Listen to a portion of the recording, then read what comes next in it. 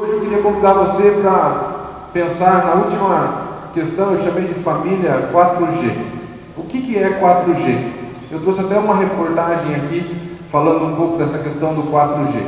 Essa reportagem é de 2013, diz assim: Valinhos é a primeira cidade da região de Campinas a ter a internet 4G fixa.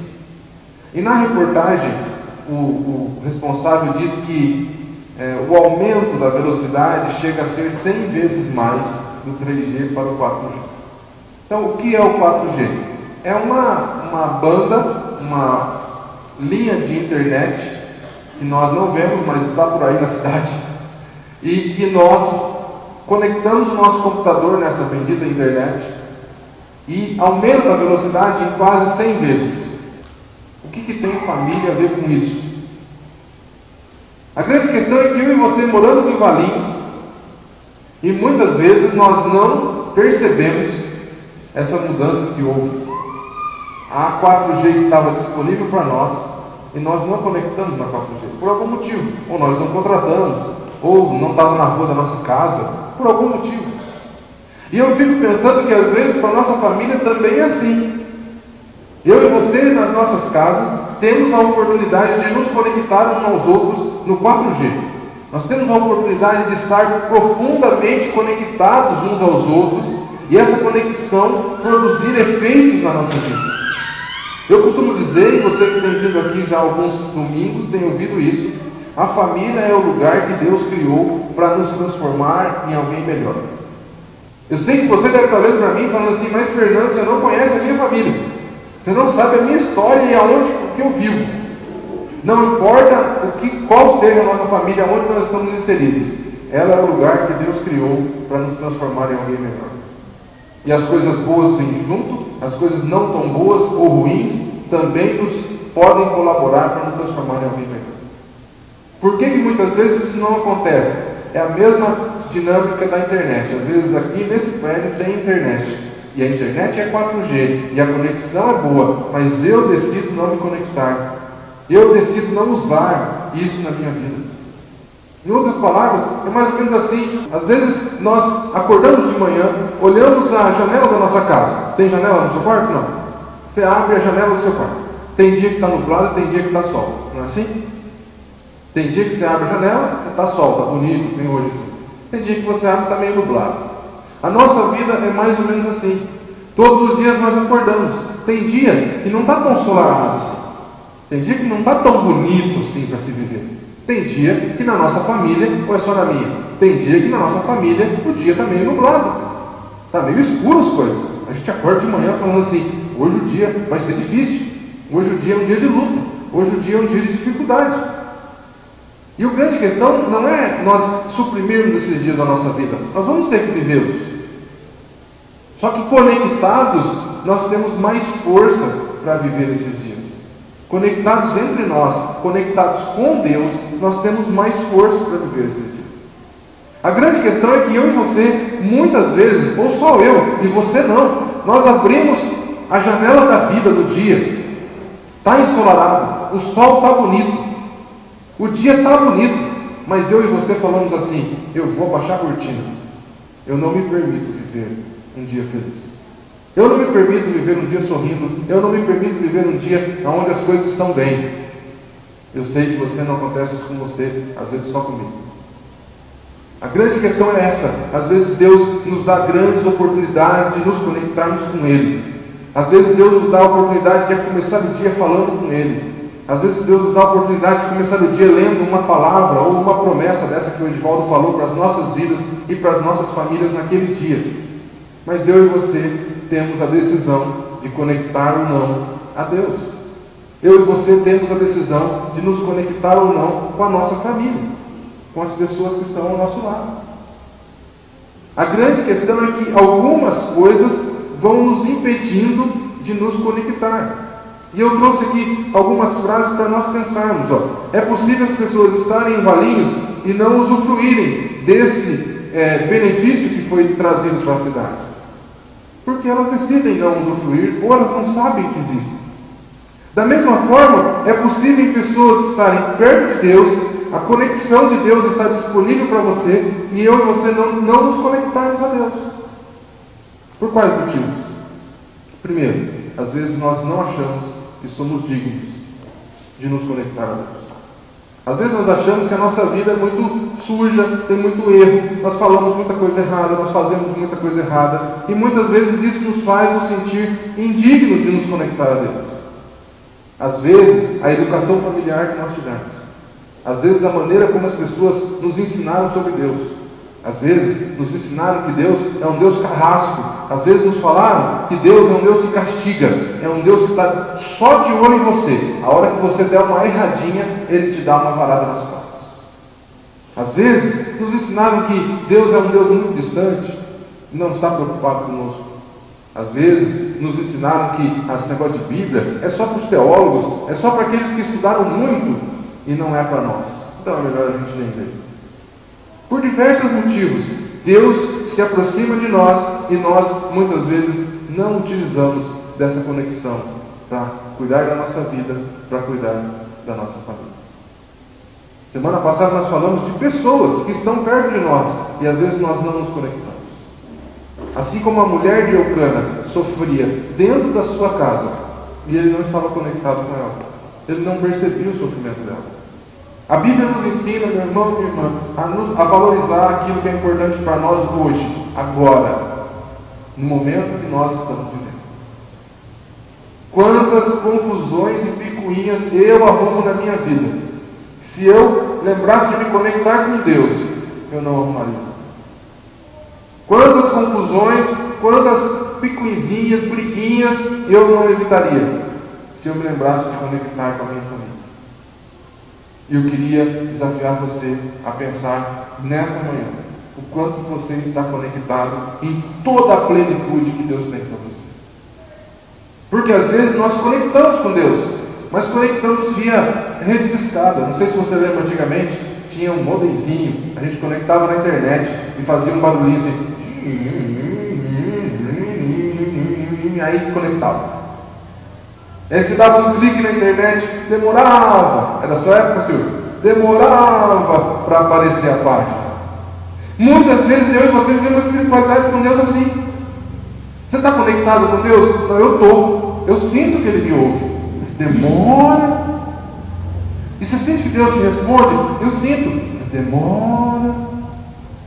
Você sente que Deus está agindo na sua casa, na sua família, fazendo grandes coisas? Sinto. Mas demora. Quase que eu acho que caiu a conexão. Sabe aquele negócio? Você clica, quase você acha que caiu a conexão. Você fala assim, eu acho que caiu. Não, não caiu. Está vindo. Não está vindo. Deus está me ouvindo. Não sei se Ele está me ouvindo. Não, Ele está me ouvindo sim, porque eu cliquei aqui. Não. A impressão que está dando é que Ele não está me ouvindo.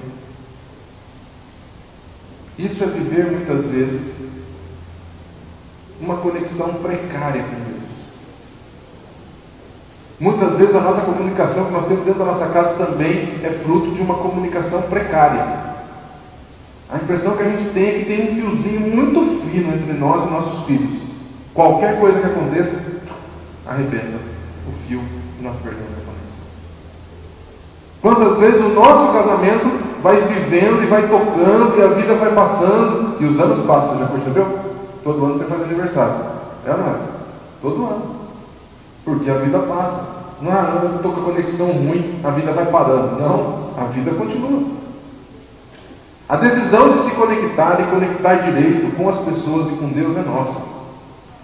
Não importa o que as pessoas fazem para mim, eu vou decidir me conectar ou desconectar delas. Não importa como eu fui ensinado sobre Deus, eu tenho a possibilidade em Jesus, eu tenho a possibilidade na palavra de Deus, de dizer assim, até hoje eu não me conectei com Deus, até hoje eu não falei com Deus, até hoje eu não chorei para Deus, mas hoje eu vou me conectar com Deus. E a partir de hoje, tudo que Ele tem para mim, eu vou viver. Tudo que Ele tem para minha família, eu vou viver. Plenamente, completamente. E aí eu costumo dizer que quando isso acontece, pessoal, os nossos vizinhos, os nossos parentes, olham para nós e falam assim, alguma coisa mudou. Alguma coisa mudou. Por quê? Porque antes você clicava na página e demorava para as coisas acontecerem na sua vida. Você queria mudar uma atitude na sua casa, demorava para acontecer. E agora você se conectou com Deus inteiramente. Você se conectou com Deus de uma maneira 4G. E Deus começa então a agir poderosamente na sua casa. Milagres começam a acontecer. Coisas diferenciais começam a acontecer. Existem pesquisas, pessoal, que dizem que à medida que você começa a frequentar uma igreja, fazer parte de uma religião, no começo, a maioria das pessoas se conectam no 4G. Grandes coisas acontecem, grandes milagres, e as pessoas vêm para uma reunião como essa e vêm felizes, vêm alegres, porque grandes coisas estão acontecendo na sua vida. Clica na página, logo abre, e a conexão é maravilhosa com Deus. Mas existem pesquisas que dizem que à medida que o ano passa, os anos passam, à medida que vai se acostumando e cria um negócio chamado religiosidade. Nossas famílias se tornam religiosas. Antes nós sentávamos nas mesas e nós fazíamos uma oração linda, maravilhosa de coração, falando: Deus, obrigado por essa família. Depois de 10 anos que nós estamos caminhando com Deus, a gente sempre fala assim: é verdade, tem que fazer uma oração, né? Faz aí logo que a gente quer comer. E às vezes a gente fala e não percebe o que a gente está falando. Você já fez oração assim? Não precisa se entregar. Às vezes nós fazemos oração, terminamos a oração, e se alguém trombar com a gente no corredor e falar assim: o que você orou? Nós falamos assim: não sei. Não lembro o que eu orei. Eu estava tão automático que eu falei e nem lembro o que foi que eu falei. E a conexão com Deus, que no começo era tão intensa, era tão boa, agora virou uma conexão tão fraquinha, tão fininha, tão difícil de ver, de escutar, de ouvir e de achar que Deus era poderoso. Quando nós estamos conectados no 4G, pessoal, uma situação difícil acontece na nossa vida, uma doença, uma perda, uma nova perspectiva que vai exigir de nós muito esforço, que vai exigir de nós, da nossa família, muito esforço. Quando nós estamos conectados inteiramente com Deus, nós levantamos e falamos: vamos, Deus está conosco. Eu estou conectado com Deus. A nossa família está conectada entre si. Nós vamos vencer isso. Quando eu e você vamos perdendo a conexão, nós olhamos uma situação, a mesma situação, e nós falamos assim: sei não, está complicado demais. A vida é dura. Aí entra o espírito da hiena. Já viu o espírito da hiena? Vida, céus, que dificuldade. Essa vida é assim mesmo. Essa vida é dura demais. E aí isso são sinais. A quantidade que eu reclamo, eu costumo dizer que às vezes a gente precisa instalar em nós um reclamômetro. Sabe o que é um reclamômetro? É o quanto a gente mede as nossas reclamações da vida.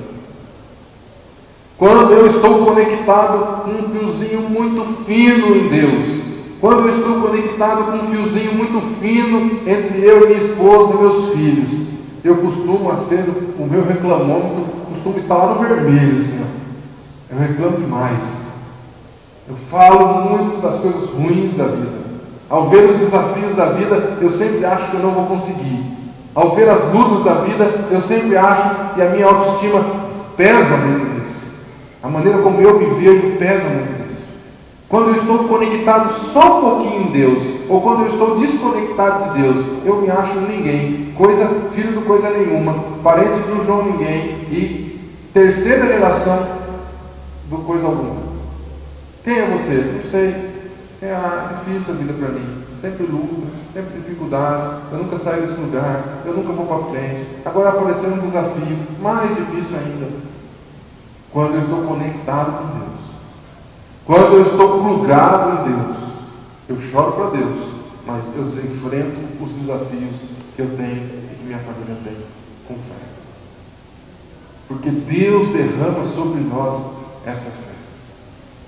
Se Deus me ama e se Deus está pertinho de mim e eu estou conectado com Deus, pode vir o problema que for, que nós vamos enfrentar. Quantas vezes a minha e a sua família é levada a enfrentar problemas na nossa vida? E aí eu trouxe para você um outro pensamento para completar essa imagem que nós estamos levando. E eu quero dizer para você, cuidado com as veias entupidas. Cuidado com as veias entupidas. Qual é o problema, meu irmão e minha irmã? E por que muitas vezes eu e você não usufruímos de toda a conexão e de tudo o sangue, a vida que Deus tem para mim e para você? Porque muitas vezes a nossa veia está entupida. O tubo que nos conecta a Deus, a veia, a artéria que Deus jorra do sangue de Jesus sobre as nossas vidas, vai ficando entupida. Olha lá, aquilo ali é uma foto de uma veia que vai sendo entupida pelo colesterol. À medida que eu e você vamos nos alimentando mal, a nossa veia vai criando em torno, dentro dela, uma camada de gordura. Vai grudando aquela camada de gordura. E aí nós nos alimentamos mal e vai grudando um pouquinho mais. E nós nos alimentamos mal, vai grudando um pouquinho mais. E aquela veia que era grossa e que passava muito sangue e que levava muita vida, muito oxigênio, agora passa um pouquinho. Agora passa só um pouquinho de sangue. E o que acontece? Em alguns momentos ela bloqueia e ela para de passar. E aí acontecem os problemas cardíacos. E aí o que acontece? Os problemas, tem que fazer cateterismo, tem que explodir essa gordura aí, eles colocam uma válvulinha ali para tentar reabrir essa vida. E eu queria fazer você refletir que muitas vezes a nossa vida com Deus é assim. Muitas vezes a nossa vida com Deus, nós entramos e nos conectamos com Deus, mas o tubo da nossa vida está entupido. E eu queria desafiar você a pensar sobre a história de José. A história de José nos ajuda a ver como é que uma pessoa desentope suas veias espirituais.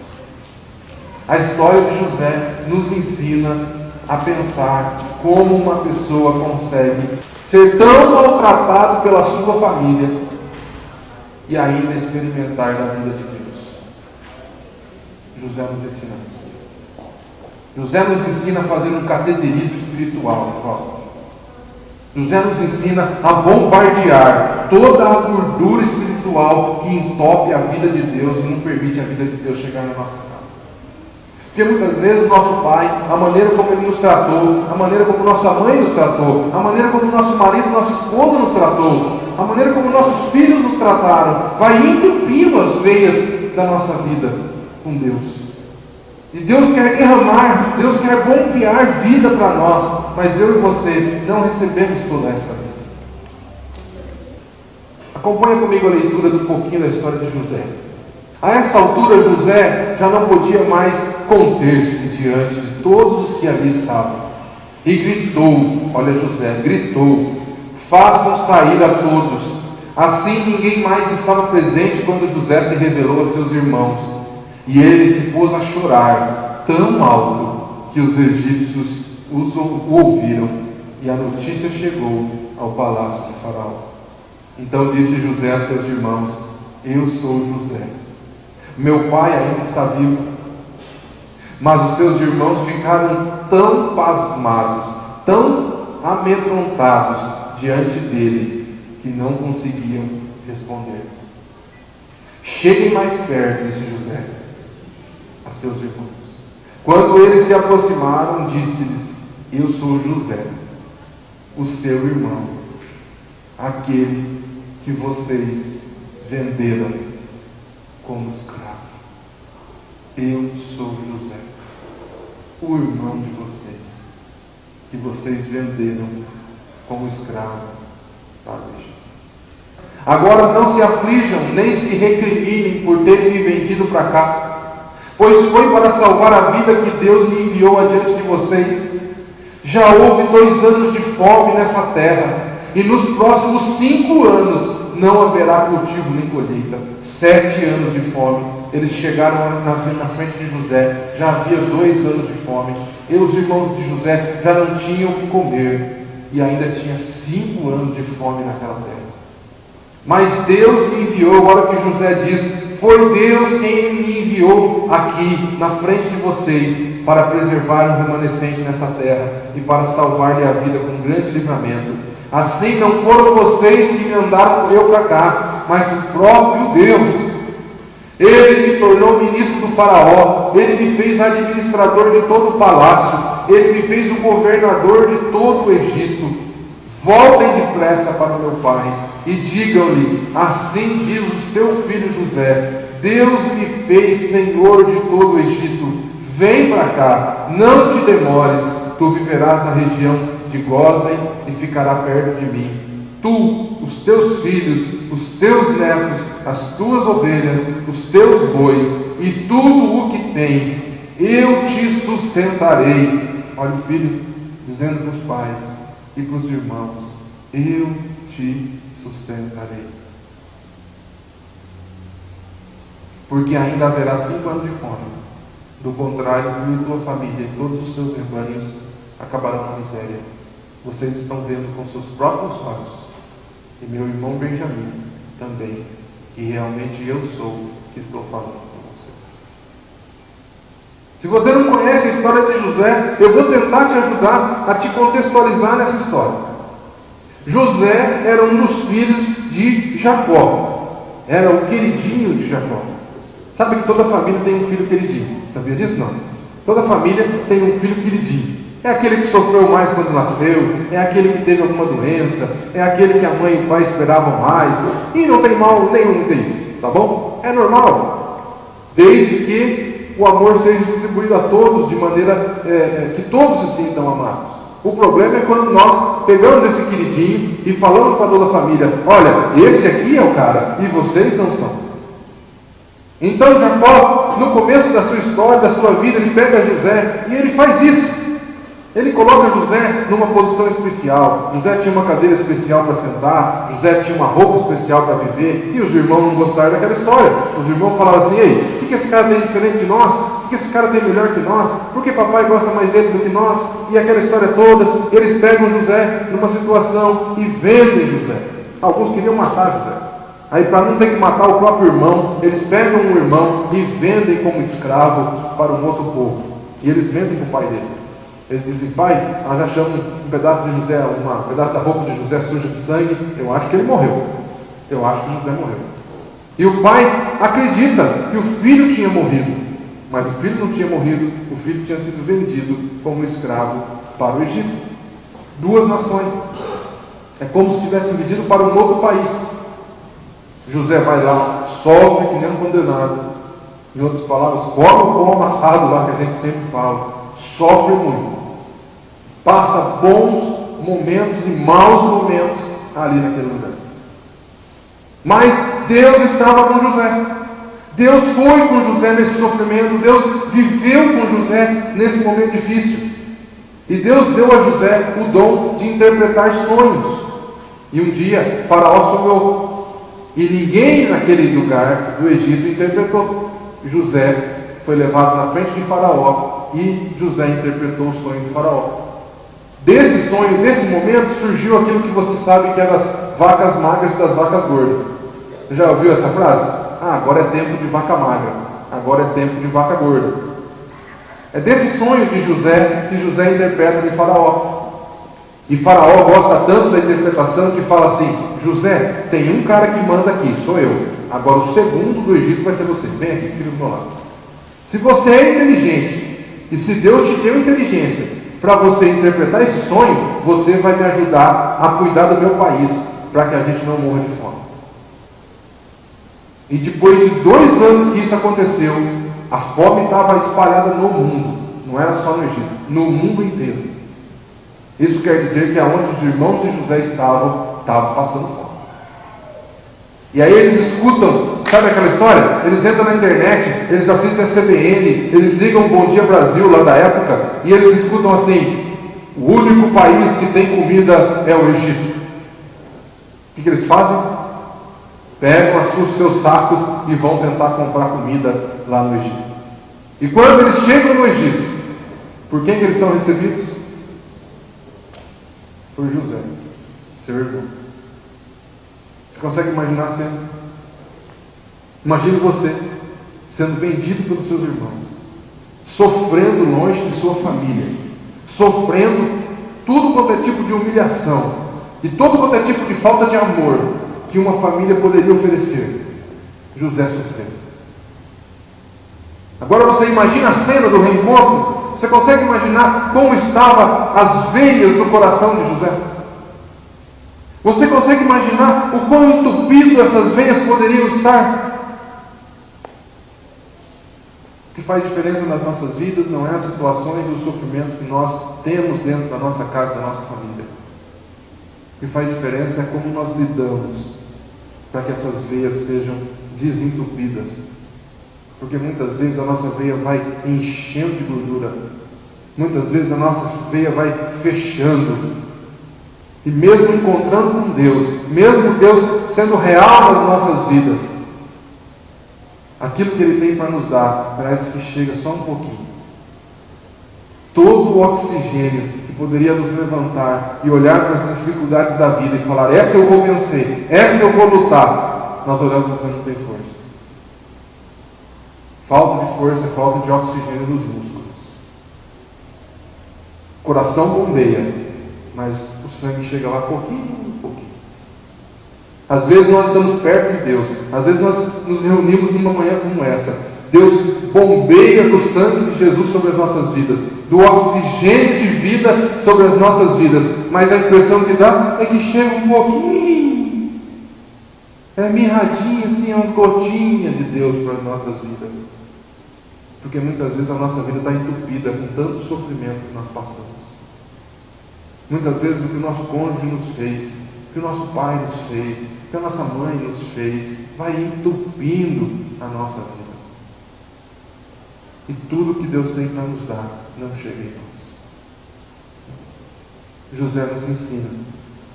José nos ensina a decisão de perdoar. E José nos ensina que a decisão de perdoar não é fácil. O texto que nós lemos diz que José chorava e gritava. Tamanha dor que esse homem provavelmente sentia ao ver os seus irmãos.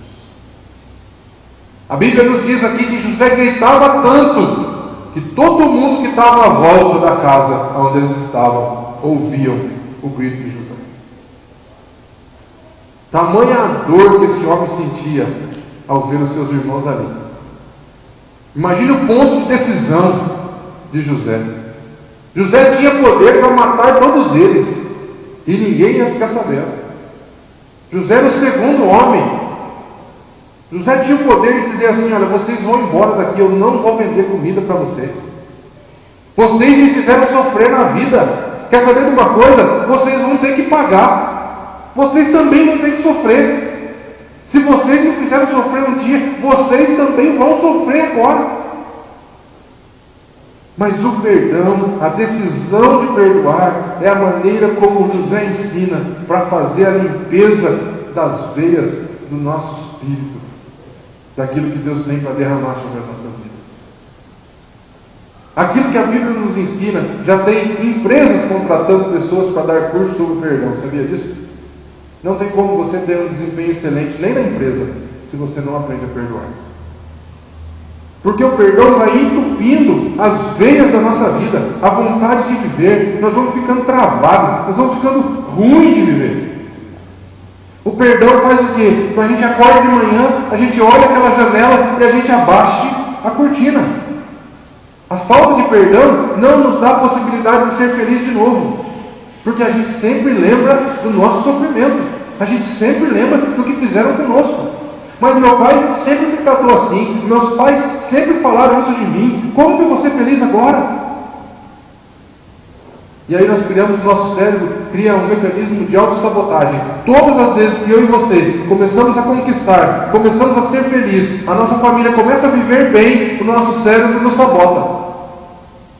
Nosso cérebro lembra do que os nossos pais nos falaram. O nosso cérebro lembra que a gente ainda não perdoou os nossos irmãos, que nos mataram, que nos jogaram no buraco, que nos venderam no Egito. E a gente fala assim, eu não posso ser feliz aqui no no faraó. Eu não posso ser o segundo homem. Eu não posso ser inteligente assim. Eu não posso receber as bênçãos de Deus assim. Como pode? Meu pai sempre falou que eu era um burro. Como é que agora eu vou ser um vencedor? Meu pai sempre falou que eu não ia dar nada na vida. Como é que agora eu vou ser um vencedor? A minha mulher sempre falou que eu estraguei a vida dela. Como é que eu vou ser um vencedor? E o nosso cérebro vai nos sabotando. E a gente conta com Deus, a gente lê a Bíblia, e Deus bombeia oxigênio sobre nós, e Deus bombeia vida sobre nós, e a gente olha e fala assim, mas como pode, Deus? Olha quem eu sou, olha a minha história, olha quanto sofrimento, olha o que eles fizeram comigo. Mas José nos ensina a dizer assim, eu perdoo. E às vezes esse dizer eu perdoo é um dizer chorando e gritando, porque às vezes a dor é grande demais. Mas é uma decisão. Assim como eu decido ir ao médico, sabendo que minhas veias estão entupidas. E o médico fala, você tem que fazer um cateterismo. Você tem que dar um jeito de limpar essa veia aí. Porque senão você vai morrer. O perdão é a mesma coisa. Deus nos manda, Deus nos ordena. Perdoe. Perdoe, porque senão vai acabar de entupir essa veia e você vai morrer. Às vezes a morte não chega fisicamente. Mas às vezes nós morremos espiritualmente, dentro da nossa casa, dentro da nossa família, em algum relacionamento importante nosso, nós morremos, literalmente. José também nos ensina que perdoar é falar do problema sem dor. José vai falando disso, e a dor vai passando, e o grito já não vem mais, e o choro também já não vem mais, e então vai mudando o tom de voz da conversa de José com seu irmão. Percebe que a Bíblia diz que ele dá um grito, porque ele não estava aguentando mais. Depois a Bíblia diz que ele chora profundamente, e que ele fala tão alto, e depois o tom de voz de José vai mudando, a maneira como ele fala com seus irmãos vai mudando, até o ponto que ele fala, sem dor, ele diz assim, olha, eu sou aquele que vocês venderam por Egito. Sabe por que muitas vezes as nossas veias entopem? Sabe por que muitas vezes nós não perdoamos? Porque ao invés de falar daquilo que foi feito para nós, ao invés de expor o nosso sofrimento e a nossa dor, a gente tem a cultura de colocar embaixo do tapete. Já ouviu essa história? Em vez de varrer e limpar a casa, a gente ergue o tapete e fala assim, mexe com isso não. Mexe com isso não, é melhor. Não fala nisso, não toca nesse assunto, deixa esse negócio entupindo veio aí. Deixa que vai entupindo veio. Uma hora ou outra, essa veia vai fazer falta nas nossas vidas. Uma hora ou outra, esse entupimento de veia vai aparecer em algum exame ou em algum pronto-socorro da vida. Aí o que acontece? Nós sofremos uma pequena perda assim e entramos numa profunda depressão. E a gente fala, mas por quê? Foi só uma batidinha na perna aqui? Por que a perna agora está gangrenando? Porque não está indo mais sangue para a perna. Tem uma veia entupida lá em cima. Tem uma veia entupida lá atrás. Tem um problema que você não resolveu lá atrás, Fernando. Por isso que agora você não tem mais força para refazer a sua vida, refazer as questões. José também nos ensina, não culpe os outros, confie em Deus. Tenho conversado com muitas pessoas, e a maioria delas, em momentos de dificuldade, em momentos de se sentir em baixa estima, dizem assim, foi porque alguém fez isso comigo. Foi porque meu pai me tratou assim. Foi porque no meu casamento foi assim. Foi porque aconteceu isso. Foi porque aconteceu aquilo. José nos ensina que ficar culpando os outros não desentope as veias, nossas veias espirituais. Ficar culpando os outros. Não, foi minha mãe que me deu gordura para comer, por isso que o meu coração está entupido. Foi porque ninguém me ensinou a alimentar direito, foi por isso que o meu coração está entupido. O que adianta se você chegar no hospital, o médico falar para você assim, sua veia está entupida, e você ficar discutindo com o médico, olha, mas sabe por quê? Eu tive que trabalhar demais na vida, doutor. Eu não tive tempo para fazer exercício.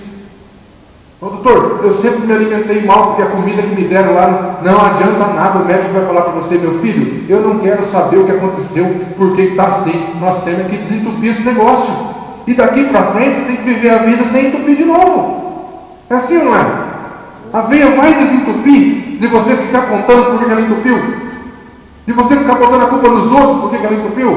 Então desentope essa veia logo. O que José nos ensina é o seguinte: os irmãos dele estavam tudo com medo. Agora ele vai à forra. Agora ele vai descontar em nós tudo que nós fizemos com ele. Os irmãos dele nem conseguiam responder para ele se o pai estava vivo ou não. Diz a passagem que nós vemos. Mas José, ele interfere, ele diz assim: não, vocês não estão entendendo. Eu não estou culpando vocês, não. Deus cuidou de mim, mesmo vocês não me amando. Deus me amou, mesmo vocês tentando me matar. E tem mais, Deus usou tudo isso para o meu bem e para o bem de vocês. Porque se eu não estivesse aqui agora, nós íamos todos morrer de fome. E Deus usou toda a situação difícil, complexa daquela família para transformar a história daquela família e daquele povo.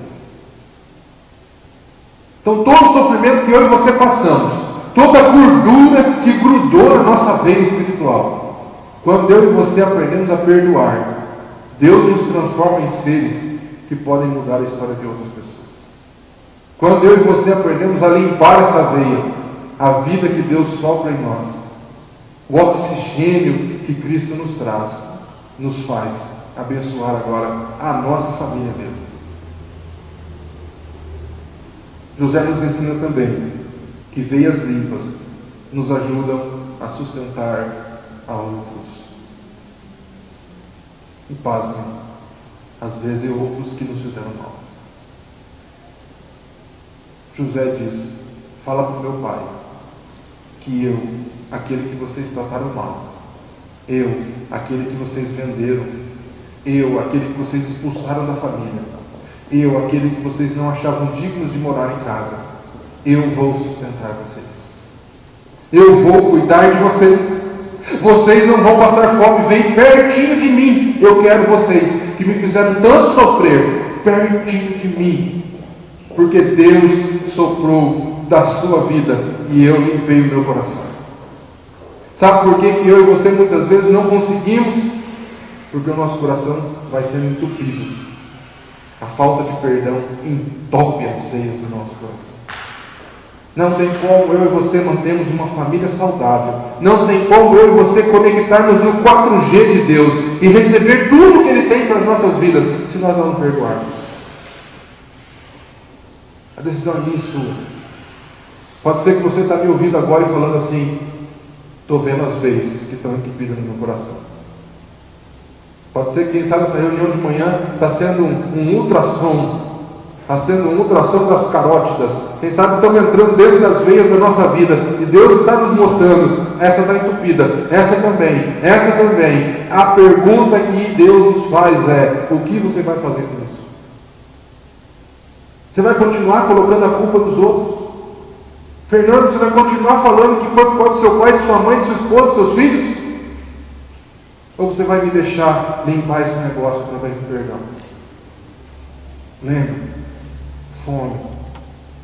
Se José pensa muito, se José não fala aquilo para os seus irmãos, se os irmãos de José vão embora, muito provavelmente José nunca mais veria a sua família. Muito provavelmente toda a história daquela família seria completamente diferente. E muitas vezes Deus tem me dado oportunidades, tem te dado oportunidades de sustentar pessoas que às vezes te fizeram sofrer tanto na vida. E você e eu falamos assim: eu não consigo, eu não dou conta. E Deus está dizendo para nós: perdoe, limpe as veias do seu coração. E para finalizar, a família volta a se relacionar bem. A continuidade desse texto diz que o pai de José vem. E toda a família restaura o relacionamento. E aquela família toda passa a ser sustentada e o povo começa a prosperar no Egito. E o faraó fica sabendo e fala assim: não, eles não vão morar aqui perto, não, eles vão morar aqui, ó, na nossa casa, junto conosco. Nós vamos dar uma terra para eles aqui no Egito. E todo esse processo vai sendo restaurado até chegar ao ponto de o pai de José abençoar os seus filhos novamente. José achava que nunca mais seu pai ia abençoar a você, a ele e a família dele. e isso tudo é restaurado. Quais são as veias da sua vida que estão entupidas? Quais são as conexões que você tem feito, que você precisa pedir perdão, que você precisa perdoar para desentupir? Se Deus está fazendo um ultrassom da sua vida hoje e te mostrando quais são as veias que estão se entupindo ou que estão quase entupidas, Ele nos ensina hoje: eu perdoei vocês, vocês podem perdoar isso tudo agora. E a sua vida pode mudar completamente. E nunca mais você vai reclamar da vida, nunca mais você vai jogar a culpa nos seus pais, nunca mais você vai jogar a culpa no seu marido, na sua esposa, nunca mais. E você vai dizer como José: Deus cuidou de mim e transformou o mal em bem, e hoje eu posso sustentar vocês. Grandes coisas o Senhor tem para fazer nas nossas vidas.